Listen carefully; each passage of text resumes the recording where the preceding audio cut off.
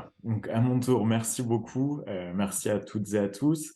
Tout d'abord, comme cela a déjà été dit, je tiens à remercier encore une fois l'ensemble des panélistes pour leur participation à cette journée d'études, qui, j'en suis certain, sera riche en enseignements, ne serait-ce que par la diversité des disciplines qui sont représentées.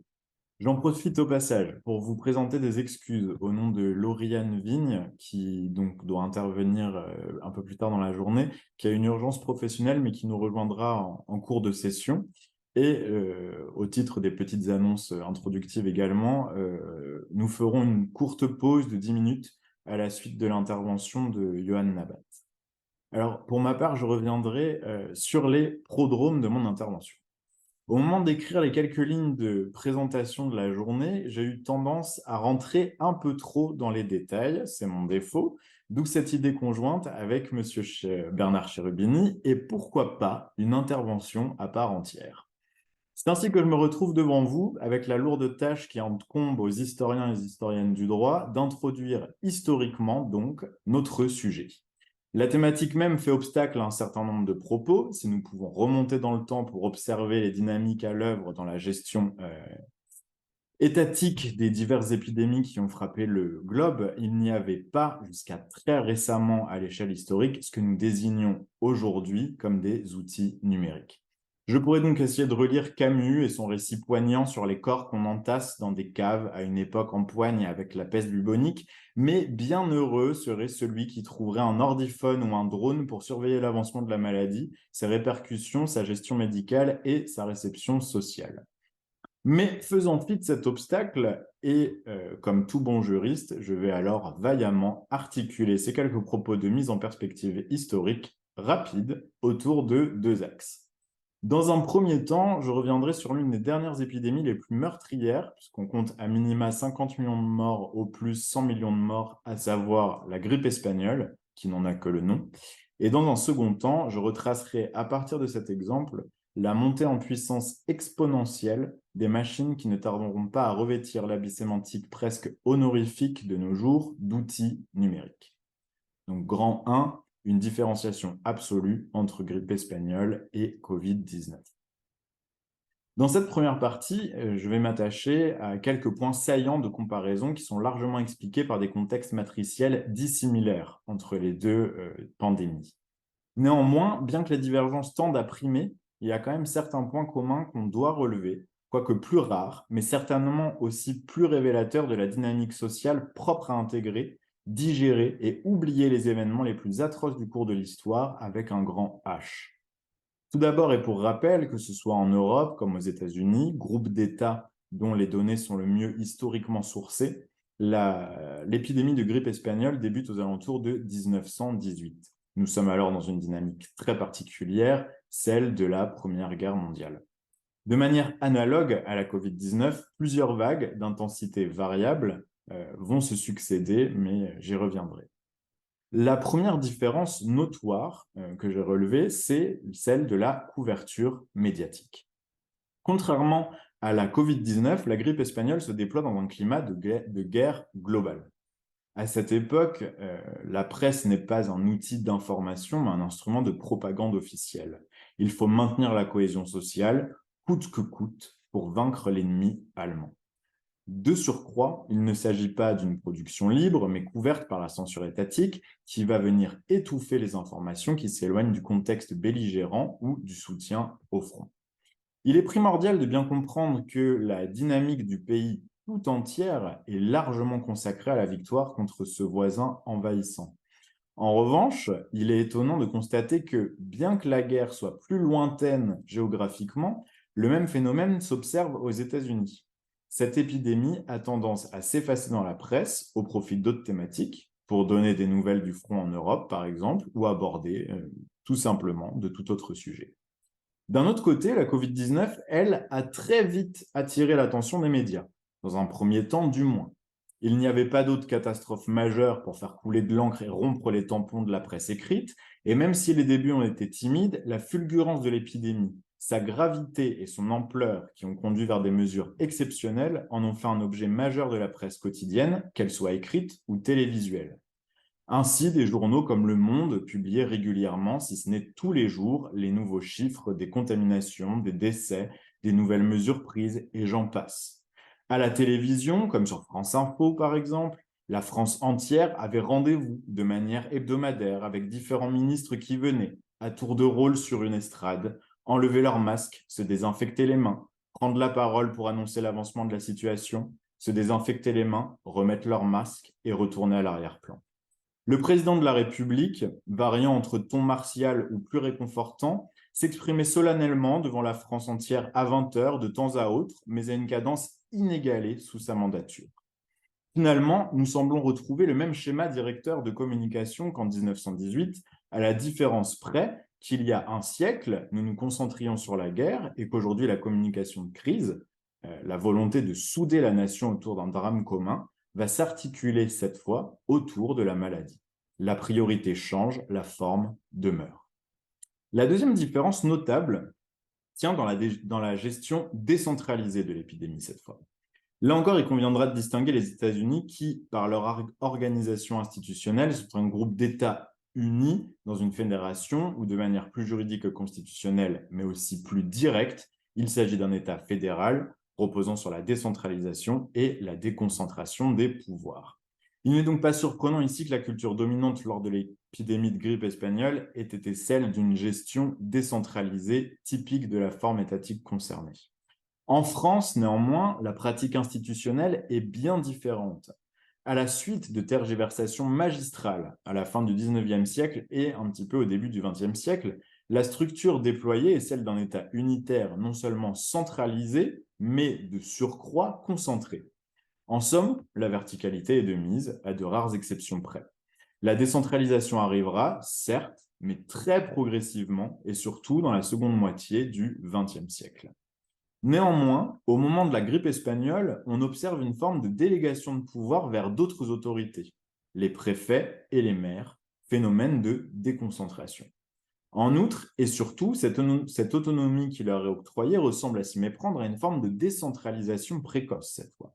Alors que la déconcentration est communément expliquée en disant que c'est toujours le même marteau qui frappe, en l'occurrence l'État, mais on en raccourcit le manche, la décentralisation offre plus d'autonomie. Et c'est ce qui se passe en 1918. On ne raccourcit pas le marteau, on en offre tout simplement un nouveau. En effet, certainement préoccupées par la gestion de la guerre, les instances centrales envoient des notes lacunaires et à la portée modeste aux préfets. Il semblerait que le gouvernement se déleste de la gestion de l'épidémie en cours vers ses représentants locaux les plus fidèles et les plus à même de décider des mesures, au cas par cas, selon les besoins, avec une grande latitude, peu commune à l'époque. Dans la même dynamique, on observe que l'épidémie est beaucoup plus virulente dans les grandes agglomérations. De fait, de concert avec les préfets, ou parfois même d'initiatives propres, certains maires de villes importantes prennent des dispositions ciblées pour tenter d'entraver ou au moins de juguler la progression de la maladie, avec des fermetures des lieux publics, réquisition de médecins, limitation des activités et des déplacements, recommandation du port du masque chirurgical notamment. Ces mesures ne nous choquent pas au regard de celles mises en place pendant la Covid-19, elles sont pourtant remarquables au début du XXe siècle.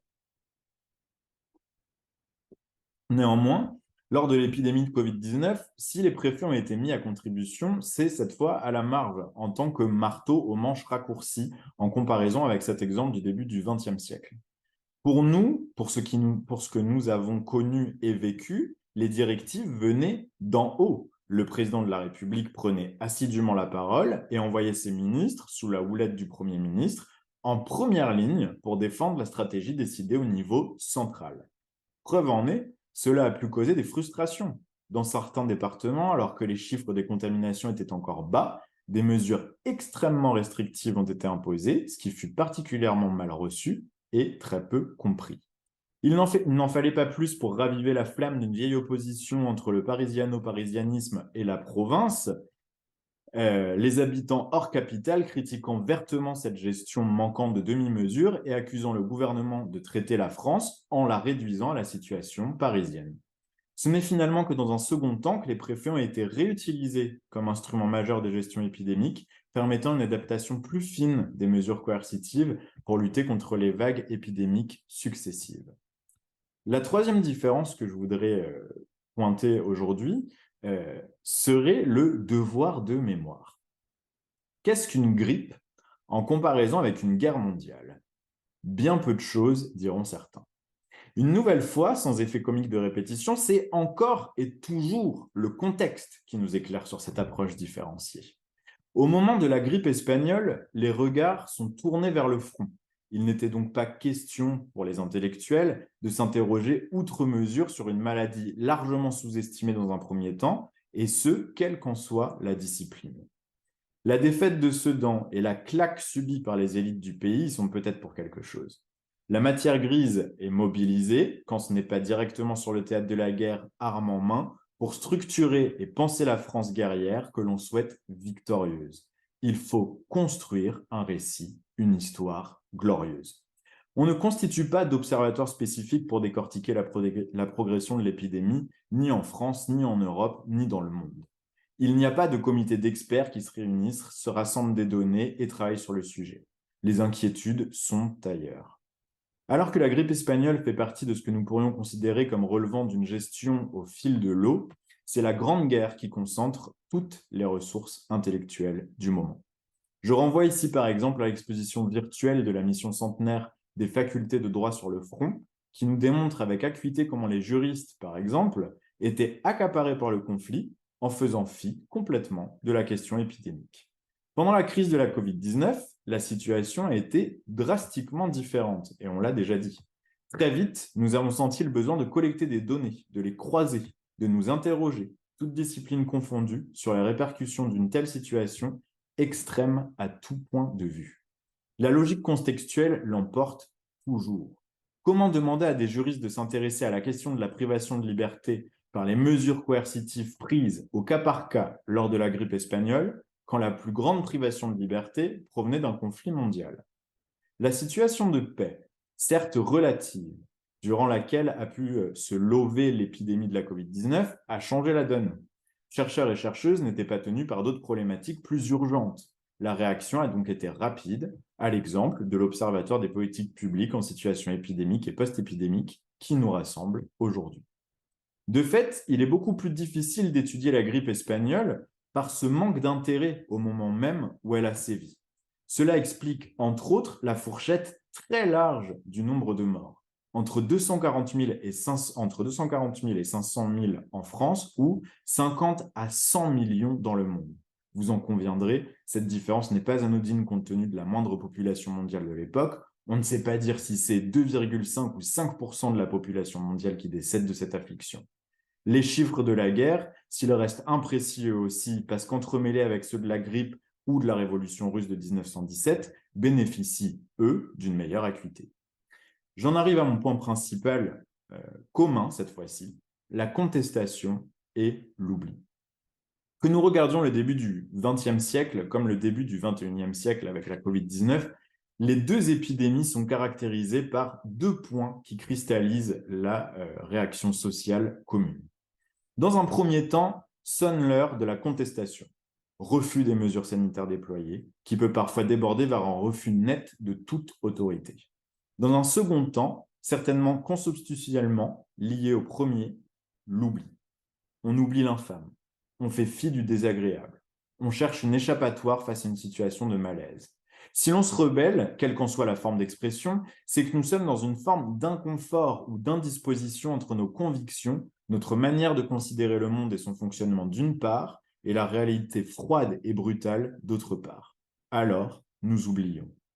Lors de la grippe espagnole, une fois les premières grandes vagues passées au niveau mondial, en 1918 et 1919, elle disparaît des radars, malgré la résurgence du virus qui continue de faire des morts, parfois nombreux, au moins jusqu'en 1922. Aux États-Unis, par exemple, pour qui l'effort de guerre que connaissait la France était sans commune mesure, dès 1919, le Congrès souhaitait allouer 5 millions de dollars pour étudier cette épidémie et en éviter de nouvelles avec la loi Harding-Fess. En 1920, le montant chute drastiquement pour atteindre 250 000 dollars. Le Congrès estimant officiellement que les recherches n'étaient pas à la hauteur, tout en concédant officieusement qu'il était temps de tourner la page. Il n'y aura donc finalement aucun financement spécifique, la loi ne sera jamais adoptée. Tout en restant inquiets, les scientifiques et médecins eux-mêmes constatent que, et là je cite, l'intérêt général intense concernant la grippe disparut plutôt rapidement. Fin de citation. Citation qui apparaît dans un éditorial publié au Journal of the American Medical Association. Ces questions n'ont pas ou très peu été abordées en France et nous ne relevons pas d'exemples significatifs en Europe de vastes études menées spécifiquement sur cette pandémie au moment où elle avait lieu. Au fil des ans, quelques personnes relativement esseulées ont tiré de vaines sonnettes d'alarme restées sans écho, résonnant désespérément dans le vide d'un monde se refusant de croire en la possibilité d'une catastrophe sanitaire. Pour illustrer, il est époustouflant de lire chez Jonathan Safran Foer, par exemple, que la véritable question n'était pas de savoir s'il y aurait une pandémie mondiale catastrophique, mais quand cette dernière arrivera-t-elle? Ce nom est-il connu? Guère peu. Nous y voyons de manière cyclique l'oubli, le déni, l'évitement des choses terribles. Et n'en va-t-il pas de même avec la dynamique que nous observons aujourd'hui à la suite de la Covid-19? D'ailleurs, je dis à la suite, mais le virus est toujours présent, circule, continue de faire des morts, mais attire moins notre attention. De pandémie, nous basculons vers l'endémie, normalisant la situation, provoquant un désintérêt presque brutal des pouvoirs publics et de la recherche sur ce sujet. Nous souhaitons toutes et tous oublier l'interdiction de voir nos proches, de sortir, d'aller dans des salles de concert ou l'obligation du port d'un masque et autres joyeusetés liées à la Covid-19. Certes, et nous l'avons dit, dès les prémices de la Covid et contrairement à la grippe espagnole, un grand nombre d'institutions, d'États, de chercheurs et chercheuses se sont attelés à la tâche de comprendre la situation, de l'analyser sous toutes les coutures.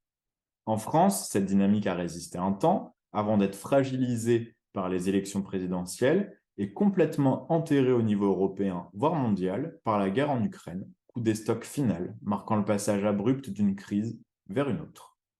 Les journaux ne font plus le décompte des contaminations ou des morts de la Covid-19, mais vont relater quotidiennement les offensives russes et ukrainiennes, les morts au front, les victimes civiles. En tant qu'historien du droit, je vais donc me permettre une expression classique. Le roi est mort, vive le roi. La Covid est morte, vive la guerre.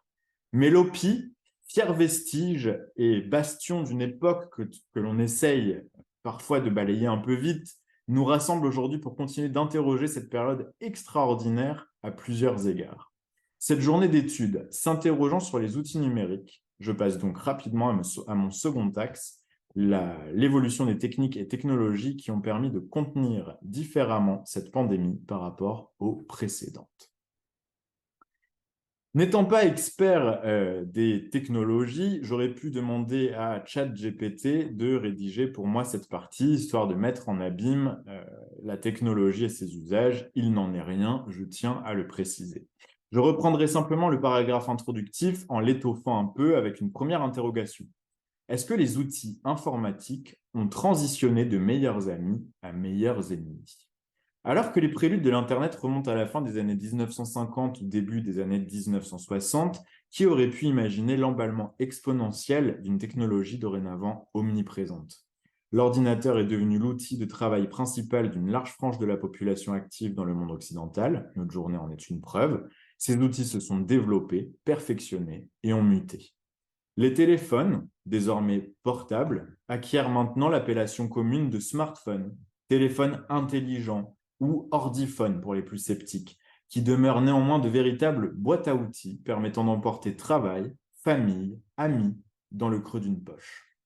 Qu'en est-il en période d'épidémie dans une France désormais acquise à la surveillance des accès Internet à la suite des lois de 2016 et 2021 ? Une certaine méfiance, voire défiance, s'est réveillée pour protester contre le pass sanitaire et autres modalités de contrôle de la population, au cours d'une période exceptionnelle, on l'aura dit, marquée par quelques coups de canif dans la protection des droits et libertés fondamentaux.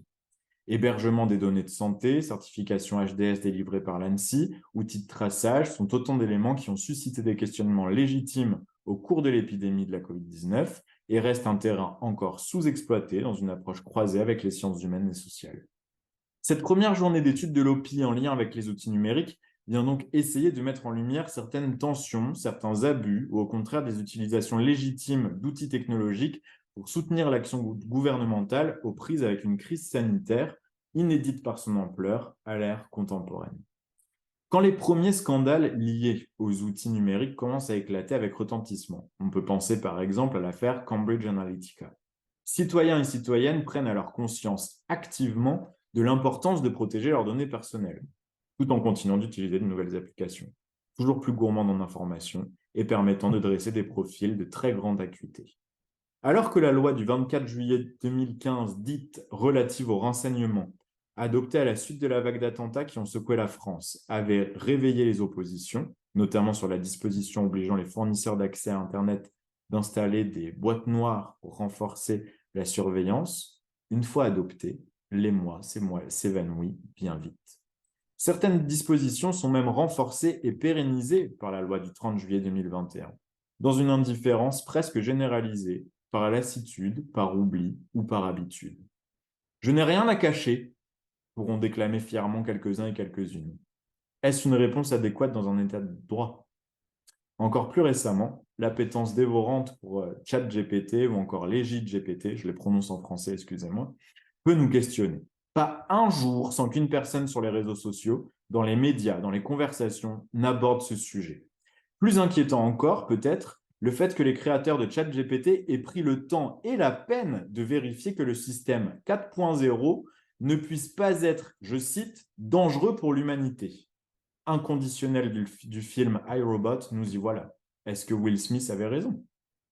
Nous laisserons de côté la manière dont sont constituées les bases de données, les interrogations éthiques que cela peut entraîner dans leur sillage, de même que les biais dans le codage et autres questions du même acabit. Néanmoins, d'autres points peuvent nous saisir à l'orée de cette journée d'études. Pouvons-nous accorder notre confiance aux outils technologiques, notamment en période épidémique? Sont-ils d'une utilité attestée, permettant de rogner sur quelques libertés fondamentales? Faut-il appliquer une doctrine pseudo-benthamienne selon laquelle le plus grand bonheur du plus grand nombre est la mesure du juste et de l'injuste, permettant certains sacrifices pour atteindre le concept philosophique du souverain bien, et donc la sauvegarde de la société et ses individus, quoi qu'il en coûte, pour paraphraser le président de la République? Voilà quelques grandes questions qui peuvent éventuellement orienter nos discussions à la suite des diverses interventions qui seront proposées aujourd'hui. Merci pour votre attention et je nous souhaite à toutes et à tous de riches et stimulants échanges.